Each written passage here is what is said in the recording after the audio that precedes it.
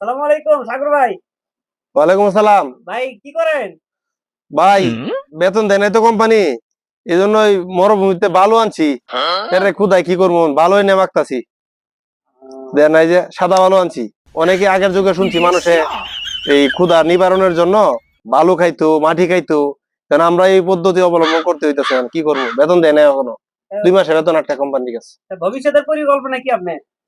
ভাই ভবিষ্যৎ পরিকল্পনা তো আছিল ভাই, আমি ইঞ্জিনিয়ার হমু। আরো দে আরো দে এই এই এত বড় ইজে কইছে বড় কত পানি দিছে মাল তো নরম হয়ে যাবে গা দে সিমেন্ট দে দে সিমেন্ট মার পানি দে এ বলো দে আরো দে আরো দে আরো দে কি দেস বড় মাল তো ভিজে না আরো দে হ্যাঁ সিমেন্ট দে সিমেন্ট সিমেন্ট লাগা আরো দে আরেকটু আপনি যেভাবে কাজ করতেছেন তাতে তো মনে হয় যে আপনি ভবিষ্যতে রাজমিস্ত্রি হবেন। হ্যাঁ? কোন দিকে কই গিরা?